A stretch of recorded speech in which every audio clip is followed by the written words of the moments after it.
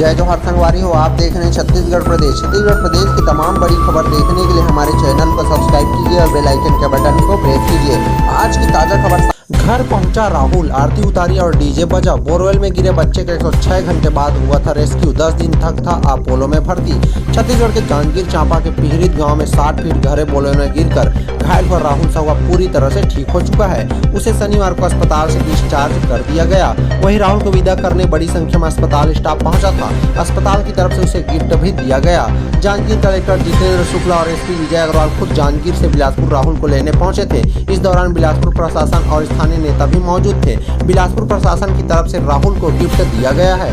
उधर राहुल के घर पहुंचते ही घर और गांव में जश्न शुरू हो गया। उसके स्वागत में डीजे बजाया गया। गांव के बुजुर्ग और कुछ युवाओं ने पहले से भजन करने की तैयारी रख रखी थी। राहुल के आते ही सब भजन गाने लगे। फिर जब राहुल अपने घर पहुंचा तब उसकी नानी और परिजनों ने आरती उतारकर उसका स्वागत किया। हर कोई बस राहुल की एक झलक पाने के इंतजार में ही खड़ा था।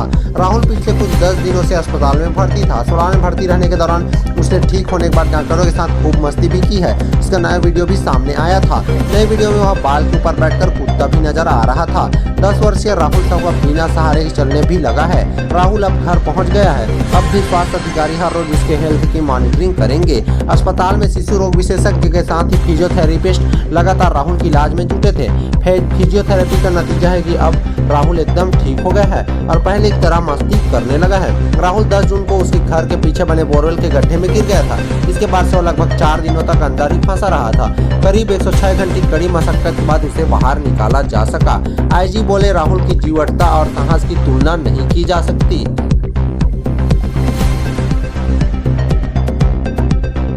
छत्तीसगढ़ के स्वास्थ्य मंत्री कोरोना संक्रमित। दिल्ली के आंदोलन में शामिल हुए थे टीएस सिंहदेव। लौटकर कराई जांच तो मिला संक्रमण। छत्तीसगढ़ के स्वास्थ्य मंत्री टीएस सिंहदेव कोरोना संक्रमण की चपेट में आ गए हैं। सिंहदेव पिछले सप्ताह दिल्ली में जमे हुए थे।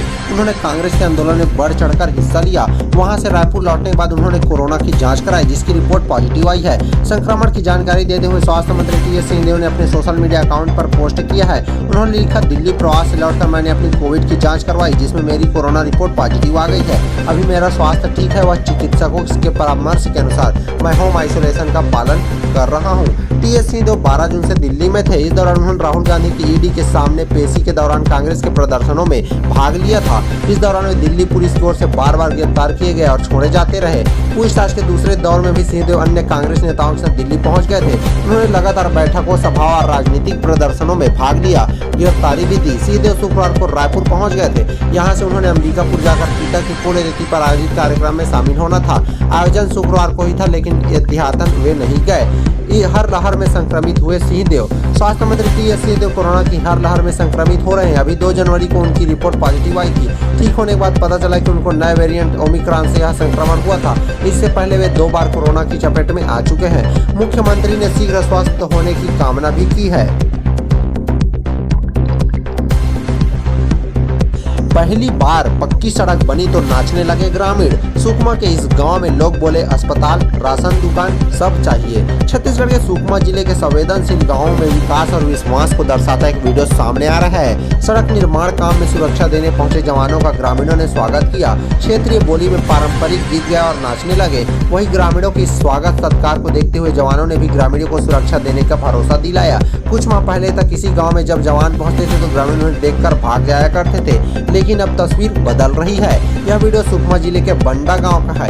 यह गांव पूरी तरह से नक्सलियों का गढ़ रहा है। अब गांव तक पहुंचने के लिए पक्की सड़क का निर्माण करवाया जा रहा है। शनिवार को जवान रोज की तरह वहां सुरक्षा देने के लिए पहुंचे थे। इसी बीच इलाके की ग्रामीण महिलाएं और बच्चे भी पहुंच गए, जिन्होंने पहले जवान को रुकवाया, फिर सभी का स्वागत किया। महिलाओं ने कहा कि सड़क बन रही, हम बेहद खुश हैं। हमें सड़क, अस्पताल, राशन दुकान सब चाहिए। इतना कहते हुए सभी क्षेत्रीय बोली में स्वागत गीत गाते हुए नाचने लगे। इधर जवानों ने भी महिलाओं का सम्मान किया और उन्हें इलाके में सुरक्षा देने का भरोसा दिलाया। यह इस गांव की बदलती हुई तस्वीर है, क्योंकि इस गांव में ग्रामीण जब खाकी वर्दी देखते थे तो डर की वजह से भाग जाया करते थे, लेकिन पिछले कुछ महीनों में सुरक्षा कर्मियों ने गांव के ग्रामीणों तक मदद पहुंचाई है। बीमार ग्रामीणों को अस्पताल पहुंचाया, सिविक एक्शन कार्यक्रम में सामान बांटे और भरोसा जीत लिया है। भूपेश बघेल ने नया ऐलान किया है। नए आत्मानंद इंग्लिश मीडियम स्कूल खोलने का हुआ ऐलान। 171 सरकारी अंग्रेजी स्कूल खुले जाएंगे 2 साल में। अब जुलाई से 76 और इनमें 54,720 सीटें उपलब्ध हैं। सरकारी अंग्रेजी स्कूलों की भारी मांग को देखते हुए सरकार ने प्रदेश में इस बार 1 जुलाई से 76 नए आत्मानंद इंग्लिश मीडियम स्कूल खोलने का ऐलान कर दिया है। हर स्कूल में कक्षा 1 से 12वीं तक 720 सीटें रहेगी। इस तरह राज्य में 54,720 और छात्रों को सरकारी अंग्रेजी स्कूलों में दाखिला मिल सकेगा। इससे पहले प्रदेश में 2 साल में 171 ऐसे स्कूल खुले जिनमें तकरीबन 1.5 लाख बच्चे पढ़ रहे थे। नए सरकारी अंग्रेजी स्कूलों में रायपुर जिले में सर्वाधिक 12 स्कूल खुलेंगे, जिनमें से 8 तो राजधानी में ही है। सभी नए स्कूल इसी सत्र में शुरू हो जाएंगे। 1 जुलाई से इनके लिए ऑनलाइन आवेदन की प्रक्रिया शुरू होगी और अफसरों का मानना है कि दाखिले की सूची 15 जुलाई के आसपास जारी हो जाएगी। आत्मानंद उत्कृष्ट विद्यालय योजना के तहत संचालित इंग्लिश मीडियम स्कूलों में प्रवेश को लेकर जबरदस्त होड़ है। सीटों की तुलना में कई गुना आवेदन की वजह से सीएम भूपेश बघेल ने 50 नए आत्मानंद इंग्लिश मीडियम स्कूल खोलने की घोषणा की थी। इसके लिए सभी जिलों के शिक्षा विभाग से प्रस्ताव मंगाए गए। डिमांड को देखते हुए जिलों ने बड़ी संख्या में नए स्कूलों के प्रस्ताव भेजे। खासकर शहरी इलाकों में इनमें से काट छांट कर 76 सरकारी अंग्रेजी स्कूल खोलने की अनुमति सरकार ने दे दी है। ऑनलाइन आवेदन 1 जुलाई से मोबाइल पर लिंक आएगा, 15 दिन में मिल जाएगा लिस्ट। 171 सरकारी इंग्लिश मीडियम स्कूलों में प्रवेश के लिए शिक्षा विभाग ने 2 माह पहले एक लिंक जारी किया था। इसे कंप्यूटर सिस्टम तथा मोबाइल पर खोल सकते हैं। सूत्रों के अनुसार यही लिंक फिर जारी हो सकता है। इस लिंक पर क्लिक करने से एक पेज खुलेगा। इस पेज में जिला, वहां के स्कूलों की सूची, कक्षा और सीटों की संख्या का उल्लेख होगा। आवेदन का नाम और चाहिए जानकारी भरने के बाद सबमिट पर क्लिक करने से मोबाइल पर OTP आएगा। इसे दर्ज करने से फॉर्म सबमिट हो जाएगा। इसी लिंक में ऑनलाइन यह भी देख सकते हैं कि संबंधित स्कूल में किस किस क्लास के लिए कितने फॉर्म आए हैं। इसी फॉर्म के आधार पर लॉटरी होगी, जिसके नतीजे और दाखिलों की सूची ऑनलाइन ही जारी होगी। हिंदी मीडियम स्कूलों में भी खुलेंगे। सीएम भूपेश बघेल का बड़ा बयान। अब नो रैंक नो पेंशन पर आ गई है बीजेपी। सीएम बोले, पहले इन्होंने पेंशन खत्म की, हमने योजना लागू की तो केंद्र पैसा ही नहीं वापस कर रहा। मुख्यमंत्री भूपेश बघेल ने कर्मचारियों की पेंशन को लेकर भाजपा पर तीखा हमला किया है। उन्होंने कहा, सबसे पहले इन्होंने कर्मचारियों की पेंशन खत्म की, हमने पुरानी पेंशन योजना लागू की तो केंद्र के पास जमा कर्मचारी अंशदान का पैसा नहीं लौटा रहे। ये 1 रैंक 1 पेंशन की बात करते हैं, अब नो रैंक नो पेंशन पर आ गए हैं। रायपुर में पत्रकारों के अग्निपथ योजना से जुड़े सवालों पर मुख्यमंत्री भूपेश बघेल ने कहा, सबसे पहली बात इन्होंने पेंशन खत्म किया, राजस्थान सरकार और हमने पुरानी पेंशन योजना लागू की। हम चिट्ठी लिख रहे हैं कि हमारी कर्मचारियों के अंशदान का जमा पैसा वापस कर दो, हम उसको वापस मांग रहे हैं। अभी तक तो वापस किया भी नहीं। पहले 1 रैंक 1 पेंशन करते थे, अब नो रैंक नो पेंशन पर आ गए।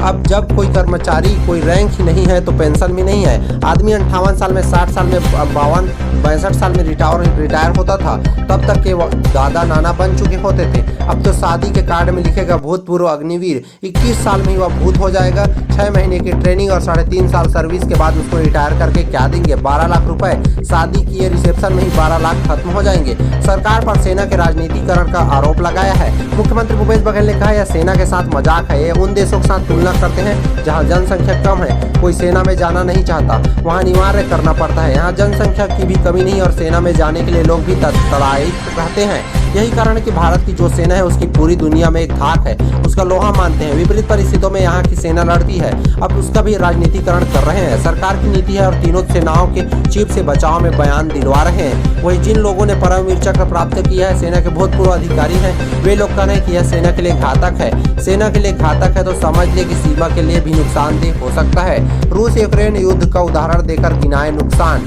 6 महीने की ट्रेनिंग को बताया है अपर्याप्त।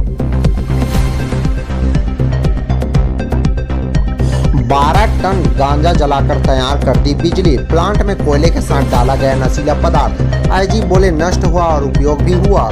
छत्तीसगढ़ के बिलासपुर रेंज में जब्त 12 टन गांजा को बायोमास पावर प्लांट में जलाकर नष्ट किया गया। 1 घंटे तक गांजा कोल मटेरियल भूसे के साथ प्लांट में जलता रहा, जिससे 5 मेगावाट बिजली उत्पादन भी हो गया। प्रदेश में ऐसा पहली बार हुआ है जब गांजा नष्टीकरण का उपयोग बिजली बनाने के रूप में किया गया है। इससे पहले गांजे को फर्नेस ऑयल फैक्ट्री में जलाकर नष्ट कर दिया जाता था। आईजी रतनलाल डांगी का कहना है कि इस बार वेस्ट मटेरियल को नष्ट करने के साथ ही बिजली उत्पादन के काम में लाया गया है।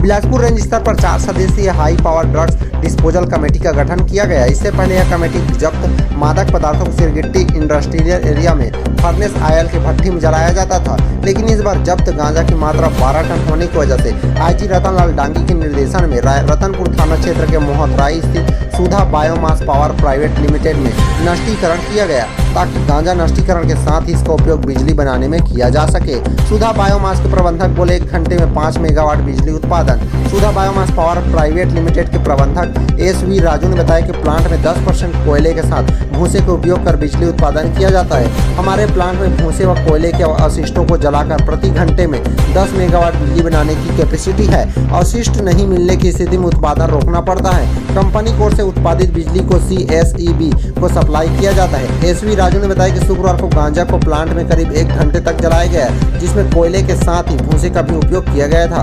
गांजे को ओपन कन्वेयर बेल्ट से डाला गया। अनुमान है कि 12 टन गांजे से 5 मेगावाट बिजली उत्पादन हुआ है। नशीली दवाओं का भी हुआ है नष्टीकरण। कफ सिरप व नशीली टेबलेट्स पर चला बुलडोजर। विशेषज्ञ बोले बायोमास प्लांट में तेज ज्वलनशील मटेरियल का होता है उपयोग।